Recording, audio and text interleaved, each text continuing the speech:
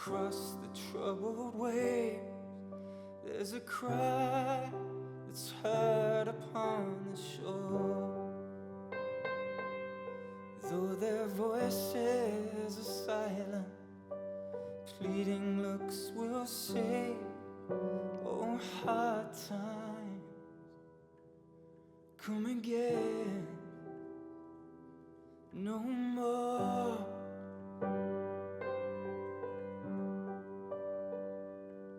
It's a song, the sigh of the weary. Many days you've lingered around my cabin door. Oh, hard times come again. Oh, the hard times come again. Oh, the hard times come again no more.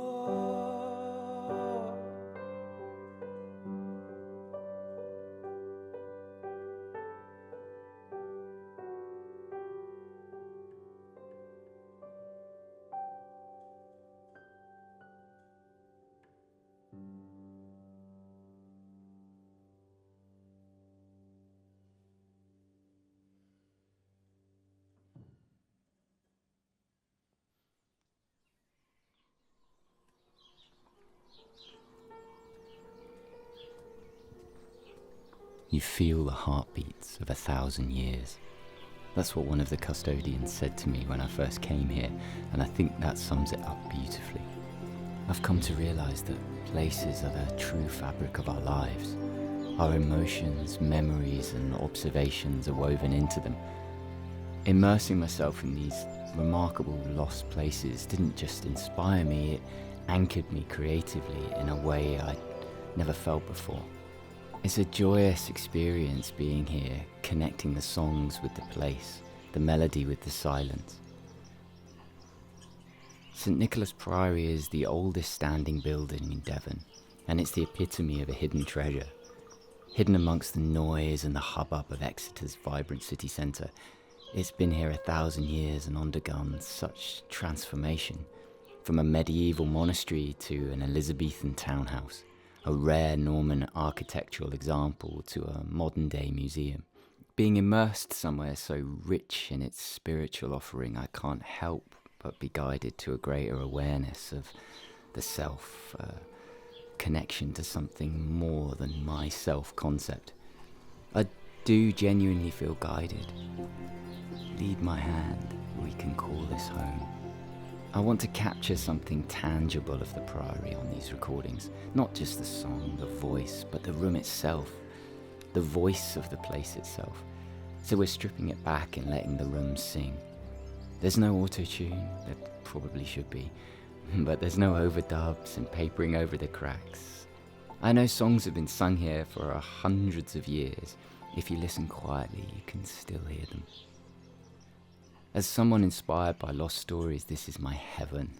There's a quote by Keats that I love.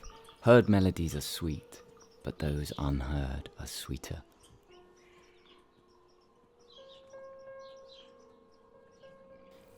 So my relationship, I guess, with folk music is very much one that's based on this concept really that tradition is our guide and not our jailer. And that change is something that mesmerises me and fascinates me in the same sense of place, that unifying message of change and transformation. As we sit here looking up at this beautiful lime-plastered wall that was put in 1602, and this just extraordinary place. That connection, I guess, with songs and words, 17th century anonymous poems, for example, a song called All We Are, that was written in a Victorian clay factory, and to come here and record it, it seems like the most natural, and I guess it feels like you're the custodian of the place and the song in many ways. So it's a privilege being here and connecting songs with the place. 'Cause all young is all love, all young,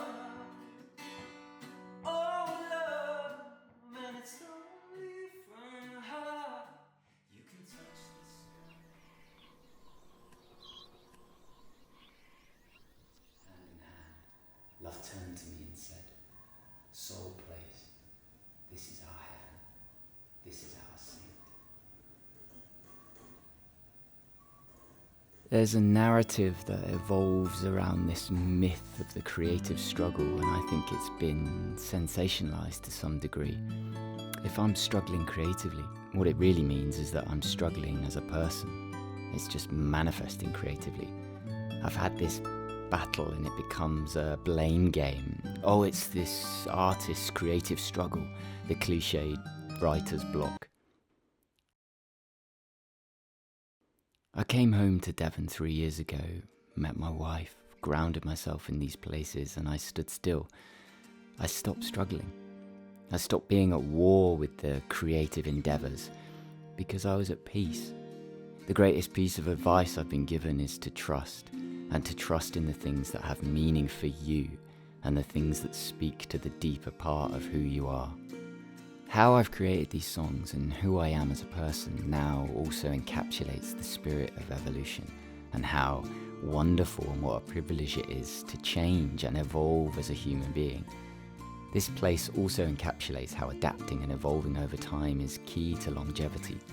This singular space, this one portion of land, has been so many things over the centuries, from a spiritual sanctuary to a family home, a place of feasting and a song to a marker of history, all of which have shored up these walls to keep them standing.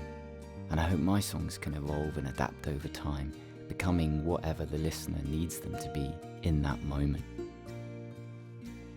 Each step on this path of making the first solo album and live album has been about discovery and that change.